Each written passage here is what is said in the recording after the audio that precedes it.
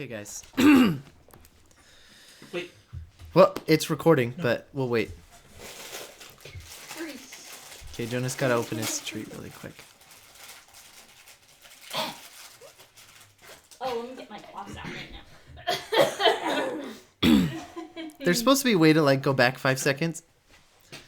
A Ballad of Curses. Special paperback, I don't know how to format margins in Microsoft Word edition. Written by Frederick NDP Yorgason. Forward. A note on the first edition. Every word in this book is exactly as it appeared on the computer screen after the author typed it on his multicolored gamer keyboard in the wee hours of the morning after his job. Dear reader, this means that not a single thing was changed to fix grammar, spelling, or plot, other than the basic spell check function of the word processor in which this was written. If you've never read A Ballad of Curses before, then you have read it exactly as many times as the author at the time of printing the manuscript from his mom's printer and binding it with Elmer's glue. And I'll add at the same time and the author, and reading it as well. I don't know. That was added in. Okay. Dear reader, I wish you a pleasant journey through the mythical Provo, Utah, in which this book is set, based on my hometown, Provo, Utah. And no matter how realistic the story may seem, please remember this is a work of fiction. Any similarity to actual persons, living or dead, or actual events is purely coincidental. Signed, Frederick NDP Yorgason, Frederick NDP Yorgason, supposed author, computer man. Chapter 1, in which Ward goes to work. At 7 a.m. At 7 o'clock sharp, a jarring alarm rang, waking Ward. His arm shot from beneath the covers and silenced the clock app on his new iPhone sitting on the nightstand. He grumbled to himself about staying out past his 10 o'clock bedtime, which he had done the night before, and started to get ready for the day. It was Monday, so Ward was even more tired than he might have been on other weekday, but he hadn't overslept his alarm like he almost had last Monday. "Good morning, Ward," said his reflection from his bathroom mirror, at exactly the same time and with the same tone and inflections as Ward. The moment he tried to greet him, they both paused and glared. "Have any plans today?" Both Ward and his reflection asked each other at the same time. Another pause. Another glare. "After work, I was thinking of doing some relaxing computer programming up in the woods," they both answered simultaneously. Both Wards looked at the other with a mildly agitated look, waiting to say any more in case the other might also want to continue talking, which neither did. Ward wasn't sure if his reflection had said anything other than that he was also going to be going to work today. Incidentally, both Wards worked at the Utah County Courthouse, but despite being roommates, they rarely saw one another other than occasionally in passing in the bathroom, where they would nod to each other in brief acknowledgement. To be honest, Ward wasn't even sure in which department his reflection worked in, and every time he tried to ask, he was met with silence, until Ward started again, at which point so would his reflection. This usually started a long social dance of, "Oh, sorry, I cut you off," and "No, go aheads," until Ward had to give up. After the morning stare-off, Ward headed to the kitchen to have himself his favorite breakfast, a modest bowl of Raisin Bran brand cereal. He didn't like how they sold the cereal off the shelf at the stores, so being the cereal aficionado he would modify it to his liking. Whenever he bought a box, he would replace each individual raisin with 2 marshmallows from a separately bought box of Lucky Charms, just to sweeten the harsh and early mornings. The whole find and replace ritual, in his weekly calendar as Control H, took around an hour every Saturday, but it was well worth it. He wouldn't even waste the unwanted raisins either, just put them in a bowl out his window for songbirds to come and pick up to eat. Unbeknownst to Ward, however, the songbirds outside his window were then perfect food for low-flying hawks to just come and pick up to eat. By no fault of his, of course, Ward was no ornithologist. Once his cereal bowl was safely soaking in the sink, to be cleaned later, Ward grabbed his things and caught his bus to the courthouse. He had his own car, several actually, but was required to use his municipally granted bus pass when going to or from work in order to be paid for the commute. He didn't mind as much as some of his coworkers, as he found the guttural rattle of the bus and the milk glass eyes of the driver to be soothing in a way. Plus, his British friend Deborah rode in the same line. She worked in the Utah County Health Department building, which was at the same stop as the Utah County Courthouse. And she always had something interesting to say on the ride. Oi, saved your seat, didn't I? Wait. Oh, sorry. Where's she from? British. Oi, saved your seat, didn't I? A voice shouted at Ward from the back of the bus. Oi, Deborah, he said in a way of answering, in no way conveying that they would say these exact lines every morning, to a point that some of the other riders of the bus would mouth along silently. Deborah was a 40 to 60-year-old woman, but Ward could never be sure of her exact age. He also knew better than to guess in case he got it wrong, or even worse, in case he got it right. What Ward also didn't know was where Deborah was from, which he assumed to be England. If you had asked Deborah where Ward was from, she would have also thought he was from England, judging by the British accent he unconsciously mirrored every time he saw her. Ward was from Provo, Utah, and Deborah was from Magna, Utah, and neither had set foot in England, but each spoke to each other in mock British accents, mirroring each other without knowing it. Bit bumpy today, isn't it? Asked Ward. I was thinking the same thing, she said in an overly exaggerated way neither seemed to notice. What you got to tell me today, Deborah, he said, after adding an "in it" to the end for good measure. Deborah always liked to show Ward pictures of whatever she had done over the weekend on the next Monday, and Ward thought it was a kind thing to do, to show interest. What I got for you today is is a picture I took of me cat. The one what's missing an eye. A picture of her and her brother, isn't it? Deborah pulled out her iPad mini, the same model Ward had in his bag, and showed him a heavily airbrushed picture of two cats. One wearing an artist's frock and beret, and the other had an eye patch and was dressed like a pirate. Ward stared at the picture because he didn't know how to respond, and Deborah took this to mean he really liked it. I can send it to your babes, isn't it? That's all right, Deborah, he said, slipping a little bit of Australian accent that neither noticed. I don't have time today to help you set up your email where it's on there again, isn't it? Ward had set up Deborah's email on her iPad mini 8 times in as many months since she had gotten a matching one to the one she saw him using one day on their commute. Ward didn't mind helping her restore what seemed to be a freshly wiped iPad every once in a while, but was a little tired this morning, and he knew how to have and communicate clear boundaries. He knew Deborah wouldn't take offense to his refusing to help her with it today, such as was her British way not to be offended. That, or hide her offense, Ward wasn't really sure. There was one other thing, love, in it, she said, stowing her iPad. You know, I've been busy getting into soothsaying. Well, I've got something for you today. She handed him a folded piece of paper that said Ward in a swoopy cursive. He thanked her, and she muttered an "in it" as he put it in his pocket. Deborah had taken up arachnomancy a couple weeks ago, and had used the spiderwebs in her garden and shed to define the future and make a couple minor prophecies. Ward had been the subject of these prophecies twice now, and each time Deborah had written the prophecy on a piece of paper, given it to him on the bus, and told him not to look at it until lunch. She had also told him that if he chose to reject the prophecy, all he had to do was kill a spider. Ward wasn't a very superstitious person, and he didn't quite know what to make of Deborah's strange British customs, but for the most part indulged her. Plus, they had both been good fortunes that the spiders had been given him by way of Deborah, and Ward didn't care to go hunting around for spiders to kill. In the meantime, the bus arrived at the stop, and a number of other government employees got off with Ward and Deborah. They said their goodbyes and went to their respective buildings and began their respective jobs. You're right. It was on mute. Chapter 2, in which Ward takes his lunch break. As soon as Ward got to his desk, he began to work. He was doing a lot of computer programming and affiliate marketing, which was the order of the day at the courthouse. This was good because Ward took to these things like a barber takes to cutting hair.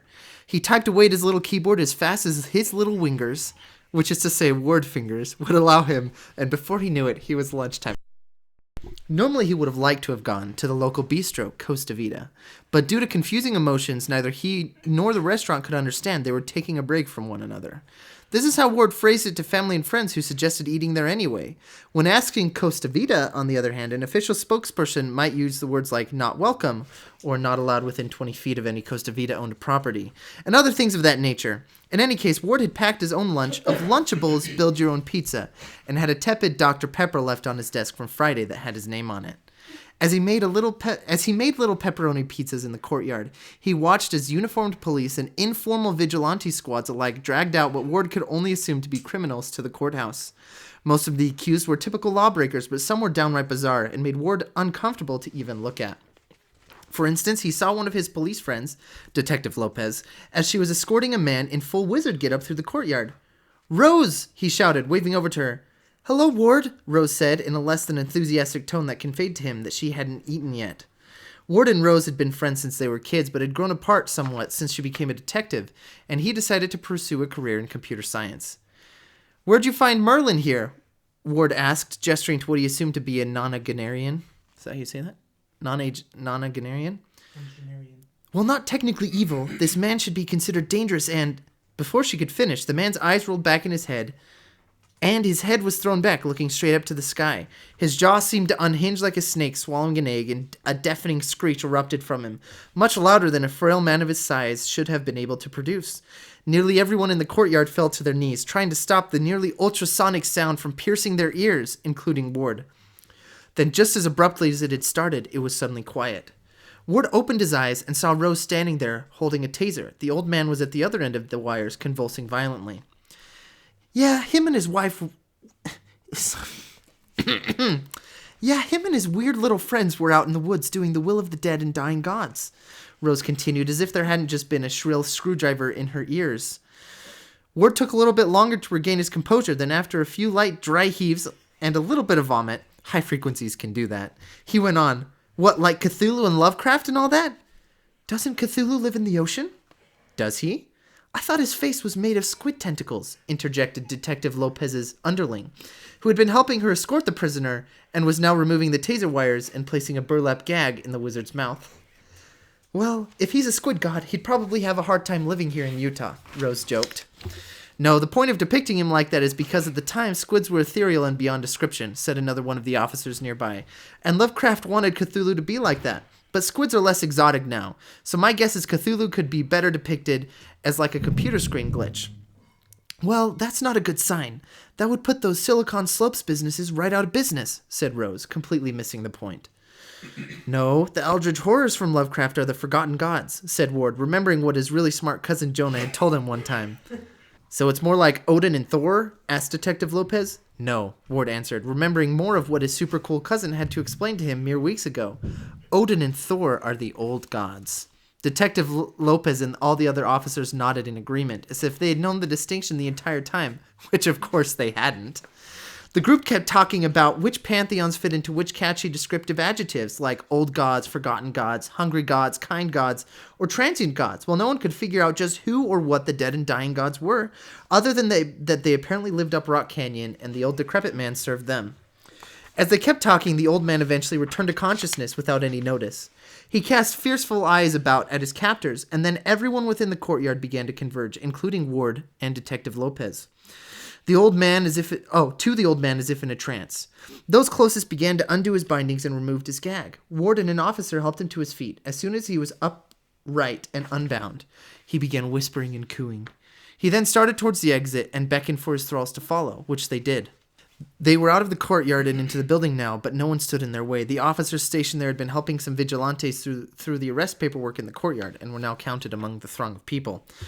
And the secretary, Balthazar, who would have called for more backups, was off for the day for what he had called revenge reasons. Whether that was revenge on the courthouse or revenge on a lover, or more likely revenge on the shaman of Utah Lake, nobody knew. They did know, of course, that he dabbled in witchcraft, and so also let him have his days off when he asked for them. That's neither here nor there, though, as in the meantime the thralls had made it to the bus stop out front. Chapter 3, in which Ward misses his bus. The throng of enchanted police/vigilantes/criminals/Ward/Detective Lopez stood on the walk waiting for the bus to come, making intense eye contact with the woman waiting for her southbound bus on the other side of the street. When their own northbound bus finally rounded the corner, it was met with howls and jeers from the hitherto mute horde. The old man had made no motion to silence or calm them, and in fact smiled at the now startled lady across the way, who upon seeing a smile of such strangely spaced teeth grimaced herself and looked away. The bus pulled up and opened the doors, letting a couple passengers out. They had never seen such a large group of law enforcement, legal or otherwise, so hurriedly got out of their way as the embarking passengers boarded. The mass got on 3 or 4 at a time, paying no mind to if they had to push to do so. Conversely, paying no mind to whether they were shoved out of the way as others did the same. This left Ward somewhere near the back, as his conviction to get on the bus was no match for the training of the police or the lifestyle of the vigilantes and criminals. After a particularly violent lurch by the group as a whole, Ward fell back and landed on the grass. The fog was lifted from his eyes as gradually as it had fallen over them, and he was awake, not quite cognizant to what was happening or where he was, but no longer in the haze he had been for who knew how long. 6 minutes. The last of the followers had gotten on the bus, and the door closed. It started and groaned forward, leaving Ward sitting in the grass in front of the bus stop. Leaving Ward sitting on the grass in front of the bus stop, as bewildered as the woman across the street. He got up off the lawn and started brushing himself off. He looked at his hands, which were moderately dirty, and noticed a splotch on the heel of his left palm. The unfortunate remains of what looked to be a spider who had broken his fall on the lawn, or rather had been broken by his fall to the lawn. Yuck. Ward headed back to the courthouse and went straight to the bathroom to clean off the spider guts. Normally he might have just wiped his hands on his pants, but he was wearing a nice new pair of khakis that would have showcased the bug guts smeared on his thigh for the rest of the day. Once he finished washing his hands and unsuccessfully trying to make small talk with his reflection, he turned to leave the bathroom, but stopped before the door. There was a tuneless humming coming from one of the closed stalls. "Hello?" Ward shouted. The humming stopped. "Ward?" came the answer. Ward didn't recognize the voice, and he looked to his reflection, who only shrugged back to him. The stall opened, and Ward watched as one of his co-workers, Doug, crawled out. Ward had seen Doug in the courtyard when the old man was doing his screeching and apparent hypnotizing. "How did you get away from the crowd?" Doug asked. "How did you get away from the crowd?" Ward asked, but in response, "I didn't think this mind control works on me." "What? Why not?" "I think it's because of my copper magnet bracelet." Ward rolled his eyes. Doug had been trying to sell him those dumb bracelets for a stretch of 3 weeks last December. Ward said in a high-pitched questioning tone. "Yep. Well, how come I'm the only one that heard the prophet of tomorrow screeching?" "The prophet of tomorrow?" Ward interjected. "Yeah, that's what I call him." Doug was a police sketch artist who sometimes took the odd job of doing courtroom sketches, which as far as Ward was concerned disqualified him from naming the old man. "Oh, he's actually named the Unknown Caller." "Unknown Caller," Ward lied. "I've never heard him called that." "Your mom's never heard him called that." Doug... Okay. Doug looked confused more than anything at that response. "What?" "I was the one with them in their head. I think I would know his name." "Yeah, come to speak of it, how'd you get out of his grasp? You're not wearing a copper magnet bracelet." Well, Ward started with a high-pitched E, hoping that would be enough to get an answer to get Doug off his back. It wasn't, and Doug waited expectantly. "I got out through sheer force of will." "Really? I feel like maybe some of the vigilantes would have been able to escape. That's all it took. Those guys are tough." "Tell you what." Ward stopped and waited a while again. "Okay, tell me." For some reason, that made no sense. Ward was hesitant to tell Doug that he had fallen down on the grass, and that's what he was sure had freed him. Probably because Ward had a mild disdain for Doug. Maybe because Ward was embarrassed. In either case, neither Ward nor Doug nor the author knew why he wouldn't just tell him he had fallen down. Maybe he was just being obstinate. Who knows? "I fell down, and that seemed to knock my consciousness back into me," Ward said of his own free will, and not because the author had no way to move on from this bathroom scene with Doug until Ward told him that. "That doesn't make any sense. I'm sure someone else got knocked down too, but no one else got away?" Ward shook his head and then suddenly made the connection between the spider he had accidentally killed and the folded note addressed to him in his pocket. "Doug!" "I remember, actually," he said, pulling the spider prophecy from his pocket. He unfolded it and read to himself. "You will lose... how do you do British again? You will lose your... I don't know. How do you do British? How do you say you? You... Okay, wait, I need a sample of British. Okay, wait. You will lose your free will to the prophet of tomorrow shortly after lunch. Your lucky numbers are 3, 55, 20, 17, and 44. What's that? Doug said, trying to see the paper. That's how I got out, Ward said, trailing off and pulling the paper from Doug's view and back to his pocket. It's a minor prophecy from my friend. She's an arachnomancer, so she tells the future with spiders, isn't it? Doug scowled at the mention of telling the future, which Ward took to mean he didn't quite understand, which he didn't. Because the prophecy is delivered by spiders, if you kill a spider after getting your fortune, it means you reject the prophecy, isn't it? Brief intermission. This page is intentionally left blank. End intermission. So if you got a prophecy that you would die today, but you kill a spider, you don't die today after all? Doug, Ward scoffed. I'm a computer man, and this is only my third spider prophecy, but yes. Why doesn't everyone do that then? Sell their soul to the spiders. Ward could tell Doug didn't like the idea of any sort of soothsaying. Ward didn't mind it as long as it was innocuous stuff, like you'll get an extra chicken nugget in your lunch today, which was a nice surprise, or avoid Costa Vida, which he was legally obligated to do anyway. I'm not sure, but we can ask my friend about what that means. Chapter 4, in which Ward makes a Facebook friend request to his bus friend, Deborah. Doug followed Ward back to his cubicle. The courthouse was a little emptier than normal because of the lunchtime abductions, but that was only around 20 to 30 people, including criminals, so quite a few people were carrying on their normal Monday. This was the first time that Doug had been to Ward's cubicle, which was full of Iron Chef America paraphernalia and a large framed image of Super Mario 64. There was also a fine porcelain vase which seemed to be out of place, but Doug kept his design critiques to himself. Ward logged into his computer, and www.facebook.com was already the page pulled up in his web browser. He went to his messages, then started scrolling through his feed to see if anyone had posted anything about the unknown caller, which they hadn't. Ward did, however, find a funny meme posted to one of the groups he followed that made him laugh a little bit inside. He knew a lot about computers, so it was easy to print it out from the printer under the desk so he could store it in his filing cabinet.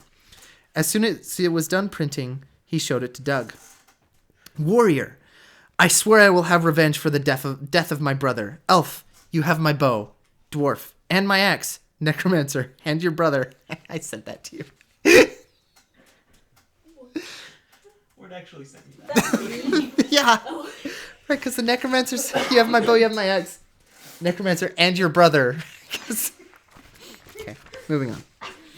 Doug nodded and gave a courteous smile, acting like he hadn't just seen the same thing on Ward's screen moments ago. Aren't you trying to find Donna to ask about the spider prophecy? Deborah, he corrected as he stowed the freshly printed paper. Deborah Restar, he entered into the search function. It pulled up several Deborah Restars, and Ward recognized his bus friend from a mini profile picture. It also said she was from Magna, Utah, which Ward didn't notice. He clicked on the add friend and glanced over to Doug, who had taken out his phone and was playing some sort of game that Ward didn't recognize. In the meantime, Deborah accepted the friend request and started to chat. Ward, how? Ward, is this the Ward from the bus? Hey, Deborah, I had some questions about the spider prophecy, if you have a sec. Oh yeah, yours was a little weird, sorry. It's just what the spiders tell me. I don't have any idea what that means. Sorry. Slanted face, smiley face. I don't know how you pronounce that. Uneasy face. That's okay, but I think they saved me from being mind controlled. Smile. Glad to hear it. Anyway, can you crank out more of those prophecies that say the same thing so we can stop other people from being mind controlled? No. Sadly, it doesn't work like that. I just read what it says on the webs, then pass the prophecy on to whomever it's about.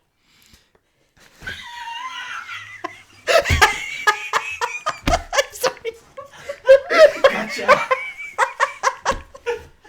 Okay, so in Deborah's message it said whoever, and as I was reading it, I corrected it to whomever, and then my chat response was to put asterisk whomever to correct her. This is Frederick NDP Yorgason characters. You said it right, but in the thing it was wrong on purpose. Yeah, I corrected it when I saw it. And then Ward And then the in-character word corrected it. It was great. Whomever. Right. Well, do you want to come with me and do the police sketch artist up to the canyon to save some people? What time are you guys going? Right now, or as soon as possible. Sorry, I don't get off work until 5, but maybe I can meet you guys up there. I'm not sure we'll still be up there at 5. I've got a karate class at 4:45, and I'm hoping to be done with this before that. Scared smiley face. Or unhappy smiley, I don't know. Hopefully we'll just pop on up there, take care of it, and then be back later. But if we're still up there, I can send you the address, and you can meet us up there. Sure, that works for me. Could I also bring my grandson? I think some fresh air might do him some good. He's about your age. I think maybe you two would get along. Right, sure. Thanks, Ward. See you at 5. Yeah, see you. See you. I don't know how to say that. Accent. Ward showed the chat to Doug, who read through it, nodding as he did so. You didn't capitalize my name. What? Look right there, he said, pointing to the screen at lowercase Doug. Don't touch my screen. I just cleaned it. Doug had been touching the screen, but Ward pulled his finger back, which left a visible finger smudge. Ward rolled his eyes. So just you and I are going up to the canyon? No, Ward said. More because he didn't want to go up the canyon with Doug than because he had a plan. I'll get a couple others. We need someone who knows about this kind of stuff, someone who knows the area, and also someone who would be willing to kill, if it comes to that.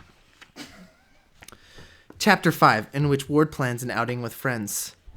Begin transcript with Bethany. Do you guys want to come to the canyon with me and this guy from work to save my coworkers? Who's you guys? Wait, do it again. You gotta be loud. Who's you guys? You, Chloe, and Jonah? I'm with Chloe. Rar. Uh-huh. I'm with Chloe RN, and she says sure. Jonah's the mayor of Provo, though, so he probably can't make it. Frowny face. Frowny face. But Chloe and I can. Smiley face. Smiley face. Tell Chloe to bring her knives. It might get messy. Should I bring anything? Yeah, it might be good if you brought a map to the canyon. Okay, Ward said. Okay, Ward said, putting his phone down. My sister and my cousin are coming. My sister has a map of the canyon that for some reason only she knows how to read, and my cousin also has some knives. Oh, I also invited my mom, said Doug, showing Ward his phone. Transcript of message with mother. Well, is he still being mean about it? Yes, but now he's inviting some other people too, maybe because he doesn't think I can do it. Will you please just come with? Doug, you know I have that doctor's appointment tonight. We'll be back by then, I promise. All right, how can I say no to my Dougie? Why wasn't my name capitalized? It doesn't auto-capitalize when it's a nickname. Whatever, just hurry over here and make sure you bring your copper magnet bracelet. Okay, see you soon, XXXX. Doug, what? She said she could drive us. Well, I was just about to tell you that if you wanted to, you could actually sit this one out. Doug's shoulders slouched. Just because Beth, Chloe, Jonah, and I have already done a few art heists, so... Oh, well, my mom's already on the way. Plus, I thought you said Jonah couldn't make it. Yeah, he can't. He's the mayor. Really? That Jonah's your cousin? Yeah, Mayor Jonah. Wow, I didn't know that. Next time you see him, tell him I voted for him. Doug, everyone voted for him. After his first 3 terms, he made it compulsory. I know, but I still voted for him. Oh, I know, but I still voted for him his first 3 terms. It's much better now that he can run unopposed. Yeah, that way he can use the mayoral funds for other things, like the restoration of Utah Lake, instead of campaigning. And he's done a good job with restoration efforts, Doug said as he was pulling out his phone to show Ward's pictures of the thriving Utah Lake he had taken then over the weekend. This was an important thing for him to do. The lake plays a big part in the overall health of the valley. True, and there are fish like the June sucker, which are only found there. So it's important we protect their habitat. Ward and Doug talked and talked about all the things Jonah had done for the region during his tenure as the mayor for the next 15 minutes or so, waiting for Beth, Chloe, and Doug's mom to show up. Once they did, they all piled into Doug's mom's 1999 Dodge Intrepid, T8 trademark, hashtag copyright, which was roomy enough for the 3 in the back, and headed off towards the mouth of the canyon. Chapter 5, in which Ward takes a little canyon trip. The first 20 minutes of the ride was spent with Ward introducing Doug and his mom to Chloe and Beth. It took 20 minutes because Doug's mom kept interrupting. Oh, Chloe, you're Doug's brother, Brian's age. Mom, Doug interjected before turning to a now blushing Chloe. But she is right, though. I think you two would really get along. Meanwhile, Beth was studying the map of the canyon that looked just like a blank map to everyone else, while turning it, opening folds, flipping it upside down, and squinting at it. Ward had since put his head down in the computer bag with his eyes closed, trying to sleep at 1:50 p.m. in a bright car driving in a bumpy canyon road. The car pulled into one of the parking lots that was connected to a park, and all five got out and stretched. Okay, so we've all got our copper magnet bracelets, said Doug before looking to Ward. Or spider prophecy? Chloe and Beth looked at each other, then raised a hand. I don't know who's talking. Neither of us have a copper magnet bracelet. That's all right. That's all right. I have some I can sell you, Du said enthusiastically. It's missing the G. Enthusiastically opening the trunk of his mom's car to reveal all sorts of knickknacks and jewelry. He found two copper magnet bracelets and showed them to Chloe and Beth. How about these? Okay, great, thanks, they said at exactly the same time, I guess. No problem, they're just $75 a piece. So that's two, which makes $150 in total, and I don't have change, so it'll have to be exact. Chloe and Beth both looked at each other, then looked at Ward, who also looked at them, then looked at Doug. Doug, could they just borrow them for this trip? No, sorry, I don't rent. That crazy, Bethany said. If you don't have cash, I could take check. Ward, Bethany, and Chloe looked at each other again, not knowing if Doug was being serious. He wasn't smiling, so they assumed he was. How much do we need the copper magnet bracelets? Asked Chloe. Without them, I guess you'll be mind-controlled by the unknown caller, Ward explained. The prophet of tomorrow, Doug corrected, causing Ward to roll his eyes. What if they Venmo you? I don't know what Venmo is. It's from PayPal. You can ask my brother-in-law Arthur about it. What if I use a tinfoil hat? Would that work instead? Bethany joked. The aluminum foil hats, Doug corrected, are $110 each. They groaned, not realizing that Doug also sold tinfoil hats. But it made sense that he did. Okay, we can pay for the copper bracelets, but we'll have to pay once we get back out of town. Neither of us brought our money, Chloe tried to reason. Sorry, I can't do IOUs, otherwise it's pretty much like I'm paying for them, and I don't have that kind of money. Chloe and Beth looked at each other with a knowing look.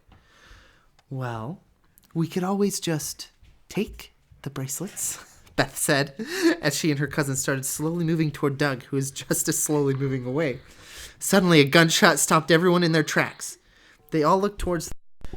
Suddenly, a gunshot stopped everyone in their tracks. They all looked towards the source of the sound, and Doug's mom was pointing a pistol straight in the air. Ladies, she started with a sickly sweet voice that sounded like fermented fruit smells. I'm afraid Doug doesn't want to sell to you anymore. Be so kind and back away from his wares, would you? Chloe, Beth, and Ward all had their hands up now, and all three stepped away from Doug. He in turn tossed the copper bracelets into the trunk and slammed it shut.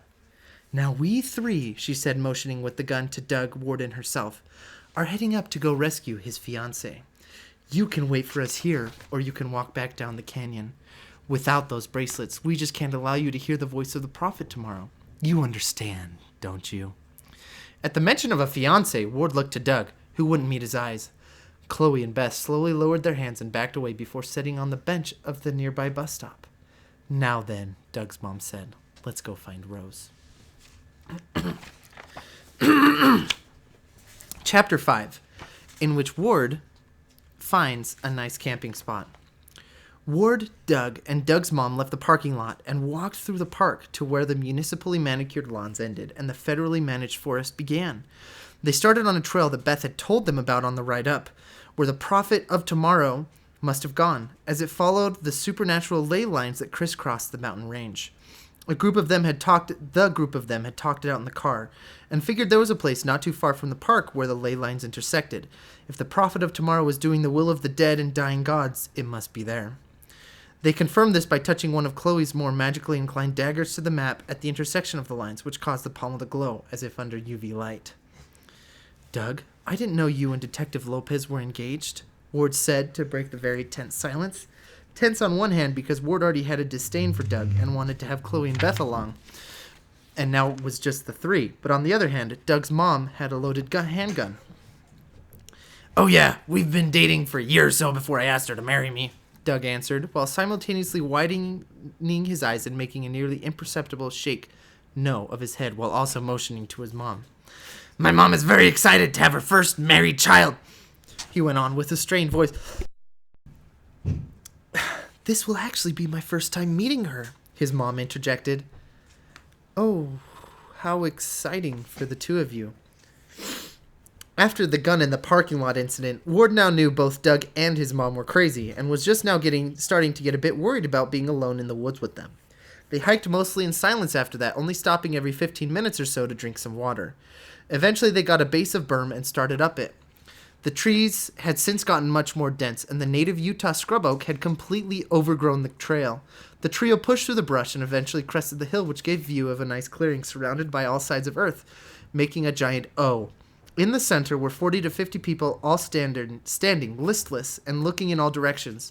In the very middle of it all stood a gargantuan obsidian monolith with wild curves and contours, and standing on top of that was the Prophet of Tomorrow himself, Mayor Jonah.